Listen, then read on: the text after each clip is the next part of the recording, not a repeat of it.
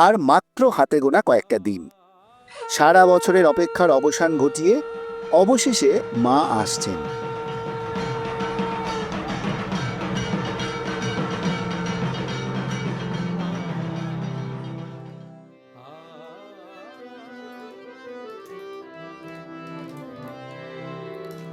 কি শুনালে গিরিবর, উমা কি ভবনে এলো। কি শুনালে গিরিবর, উমা কি ভবনে এলো। আমাদের কাছে দুর্গাপুজো মানেই দেদার আনন্দ, দিনভর আড্ডা, প্যান্ডেল হপিং, প্রচুর খাওয়া দাওয়া, আরও কত কি। এখন আবার সেই পুজো শুধু বাংলার নয়, পুরো বিশ্বের। আগেও ছিল তার সেই পরিচিতি, তবে বিশ্বায়নের যুগে ইউনেস্কো স্বীকৃতি দিয়েছে। হ্যাঁ, গর্বের বিষয় অবশ্যই, কিন্তু এই ওয়ার্ল্ড মার্কেটিংয়ের আড়ালে কি হারিয়ে গেল অনেক কিছু? অনেক প্রশ্ন কিন্তু রয়েই গেছে। বাল্মীকির মূল রামায়ণে রামচন্দ্রের দুর্গাপুজোর কথা নেই, কিন্তু শরৎকালে সারা ভারত কেন নবরাত্রি পালন করে? মনে পড়ে কি আগমনী আর বিজয়ার গান? আগমনী আর বিজয়ের গান কবে থেকে এসেছে, কেন এসেছিল? শুধুই কি দেবী দুর্গার আরাধনার জন্য? না, মহালয়ের ভোরে রেডিওতে শ্রদ্ধেয় বীরেন্দ্রকৃষ্ণ ভদ্র, পঙ্কজ কুমার মল্লিক, বাণী কুমার এবং প্রথিতযশা শিল্পীদের কালজয়ী বা লেজেন্ডারি মহিষাসুরমর্দিনীর কথা বলছি না। দুঃখের বিষয়, আজকে প্রজন্মের ছেলেমেয়েরা সেই সব আগমনী বিজয়ের গান হয়তো শোনেইনি। হ্যাঁ, শুধু এদের দোষ দিয়ে লাভ নেই, তার দায় আমাদেরও। তাদের র্যাক রেসে ঠেলে দিয়ে আমরাই ভুলিয়ে দিয়েছি সেই সব। আজ জানবো আগমনী কথা। আমি সায়নার পিনাকি চলে এসেছি হিস্ট্রি এভিনিউর আরেকটি নতুন ব্লগ নিয়ে আপনাদের জন্য। আজ কিন্তু আমাদের চিরাচরিত প্রথা ভাঙা ভিডিও, শুধু কথা নয়, শেষ অবধি আছে চমক। আর তার জন্য স্কিপ না করে পুরো ভিডিওটা দেখুন এবং শুনুন। আর চ্যানেলটা যারা এখনও সাবস্ক্রাইব করেননি, প্লিজ সাবস্ক্রাইব করে দিন আর পাশে থাকা বেল আইকনটি প্রেস করে দিন। বাংলার গানের কতগুলো ধারা আছে, সে ধারাগুলো মোটামুটি 3 ভাগে: ঐতিহ্যবাহী ধারা, শাস্ত্রীয় সঙ্গীত, রবীন্দ্রসঙ্গীত, বিজেন্দ্র গীতি, নজরুল গীতি, অতুল প্রসাদী ইত্যাদি। এছাড়া জাতিগত সঙ্গীত যেমন বাউল, ভাটিয়ালি, কবিগান, অষ্টক ইত্যাদি। আর ধর্মীয় ধারায় রয়েছে কীর্তন, শ্যামা সঙ্গীত, শ্রীকৃষ্ণ কীর্তন, রামপ্রসাদী, আগমনী ও বিজয়ের গান। দেখো না নয়নে গিরি গরে তোমার সেজে এলো। দেখো না নয়নে গিরি গরে তোমার সেজে এলো। বাংলার দুর্গাপুজো একেবারেই নিজস্ব একটা ঘরানা। এখানে অশুভ শক্তি নাশিনী দেবী দুর্গা হয়ে উঠেছেন ঘরের মেয়ে, আর সেই সূত্র ধরেই আগমনী গান। সে কথায় যাওয়ার আগে কিছু গুরুত্বপূর্ণ কথা জেনে নেওয়া যাক। ইতিহাস বলছে একসময় শারদীয়া দুর্গোৎসব বলে কিছুই ছিল না, বসন্তকালে হতো দুর্গাপুজো। আমরা জানি রামায়ণে আছে ত্রেতা যুগে শরৎকালে রাবণ বধের আগে বিষ্ণুর অবতার রামচন্দ্র অকাল বোধন করে দুর্গা আরাধনা করেন এবং বিজয়ী হন। বাল্মীকির রামায়ণে এবং অন্যান্য ভাষায় অনুবাদ হওয়া রামায়ণে কিন্তু দুর্গাপুজোর কথাই নেই, আছে শুধু কৃত্তিবাস ওঝার বাংলা রামায়ণে। এদিকে আবার বাল্মীকির রামায়ণে দুর্গাপুজোর কথা নেই, কিন্তু শরৎকালে সারা ভারতে কেন নবরাত্রি পালন করা হয়? নবরাত্রি উৎসব বছরের বসন্তকালে এবং শরৎকালে দুবার পালন করা হয়, এবং উভয় উৎসবই আবহাওয়ার পরিবর্তনের ইঙ্গিত বহন করে। এই সময়ে প্রকৃতিতে উল্লেখযোগ্য পরিবর্তন আসে এবং বিশ্বাস করা হয় যে এই পরিবর্তনের সময় মা দুর্গা আমাদের পৃথিবীর যত্ন নেন। বাল্মীকি রামায়ণ অনুসারে রাবণ বধের সময় ছিল মাঘ মাস, অর্থাৎ শীতকাল। তাহলে কৃত্তিবাস ওঝার রামায়ণে শরতে রাবণ বধের সময় বলা হলো কেন? কেন দুর্গাপুজো এলো? দুর্গা কে? আদিবাসী সমাজে দুর্গা একজন পুরুষ। দেবী দুর্গার সাথে লক্ষ্মী, গণেশ, কার্তিক, সরস্বতী কিন্তু ছিল না এক সময়। তারা কবে থেকে একসাথে পুজো পেতে শুরু করলেন এবং কেন? কবে থেকেই বা বাংলায় দুর্গাপুজো শুরু হয়? এই সব অজানা ইতিহাস আমরা আপনাদের জন্য নিয়ে আসবো খুব তাড়াতাড়ি আগামী 1-2 পর্বে। সেগুলো শুনতে কিন্তু ভুলবেন না। এখন আমাদের চারপাশে বিনোদনের হরেক রকম আয়োজন, কিন্তু কয়েক দশক আগেও গ্রামে তো বটেই, শহরেও বিনোদন বলতে ছিল পাড়ায় পাড়ায় যাত্রা আর বাউল গান। আর ছিল রেডিও। ঠিক পুজোর আগে আগে রেডিওতে শোনা যেত আগমনী গান। পুজোর আগে চারণ কবিরা সারা গ্রাম ঘুরে ঘুরে গিয়ে ফিরতেন এই আগমনী গান। শহরের কোনো কোনো জায়গায় পাড়ার পুজোতে এদের নিয়ে এসে অনুষ্ঠান করতেও দেখা যেত। বর্তমানে এই চারণ কবিরা বিলুপ্ত প্রায়।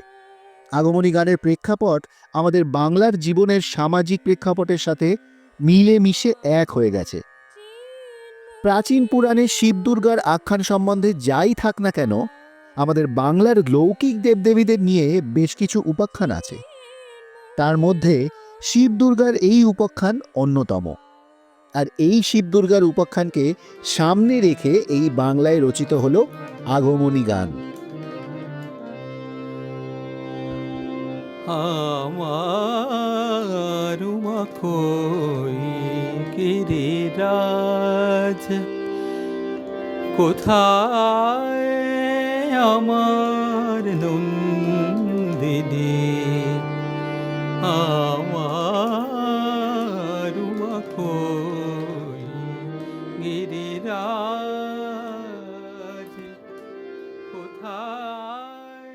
প্রচলিত কাহিনীর দিকে একটু তাকানো যাক। বড়লোক বাবা গিরিরাজের মেয়ে উমা বা দুর্গা বা পার্বতী শ্মশানবাসী শিবের সাথে বিয়ে হয়েছে। বিয়ের পরে উমা স্বামীর ঘরে চলে গেলে মেয়ের দারিদ্র্যে ভরা জীবনের কথা ভেবে মা মেনকার মন আকুল হয়ে ওঠে। শরতের এক রাতে উমাকে স্বপ্নে দেখে মা মেনকা গিরিরাজকে বলেন উমাকে কয়েকদিনের জন্য নিজের কাছে নিয়ে আসতে। অবশেষে মা বাবার অনুরোধে উমা দিন চারেকের জন্য বাপের বাড়ি আসতে রাজি হয়। উমার এই বাপের বাড়ি আগমনকে কেন্দ্র করেই রচিত হয় আগমনী গান। এই উপাখ্যানে উমা ভক্তের কাছে জননী নন, উমা এখানে কন্যা সমা। উমার আগমনে যেমন বেজে ওঠে আগমনী সুর, তেমনি উমার বিদায়ের মুহূর্তে বাজে বিজয়ার করুণ সুর। উমার আগমন এবং প্রত্যাবর্তনকে ঘিরে আগমনী আর বিজয়ার গানের সৃষ্টি। এই সব গানগুলোকে একসাথে বলা হয় আগমনী বিজয়ের গান। যতদূর জানা যায় অষ্টাদশ শতকের এই গীতিধারার উদ্ভব এবং বিকাশ ঘটে। সাধক কবি রামপ্রসাদ সেন এই সঙ্গীত ধারার প্রথম এবং শ্রেষ্ঠ গীতিকার। রামপ্রসাদ সেনের জীবনকাল 1718 থেকে 1775 খ্রিস্টাব্দ।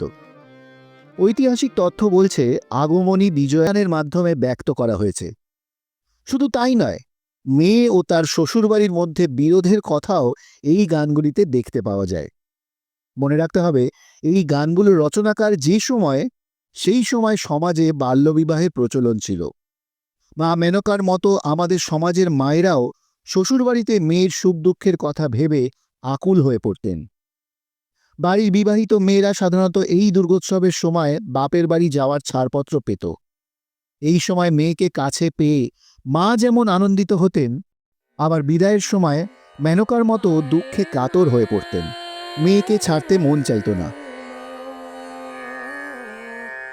রাখবো এবার, আয় মা উমা, রাখবো এবার ছেলের সাজে সাজিয়ে তোরে উমার কাছে তুই। মনে করা হয় সমাজ ব্যবস্থার পরিবর্তনের কারণে বাংলা গানের এই ধারা বেশিদিন স্থায়ী হয়নি।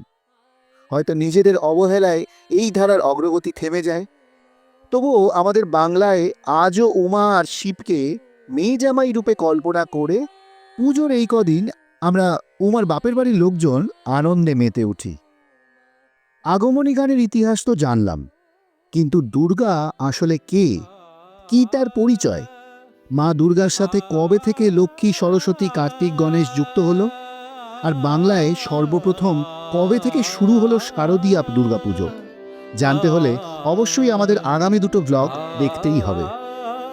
আমাদের আজকের ব্লগটি আপনাদের কেমন লাগলো কিন্তু অবশ্যই কমেন্ট করে জানাবেন। যদি ভালো লাগে একটা লাইক করে দেবেন, আর আমাদের চ্যানেল হিস্ট্রি এভিনিউকে অবশ্যই সাবস্ক্রাইব করে পাশে থাকা বেল আইকনটি প্রেস করে দেবেন।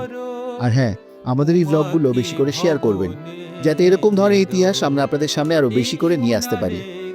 দেখা হচ্ছে খুব শীঘ্রই পরবর্তী ব্লগে, নতুন কোনো জায়গায় নতুন কোনো ইতিহাসের খোঁজে। সবাই ভালো থাকবেন, সুস্থ থাকবেন। নমস্কার।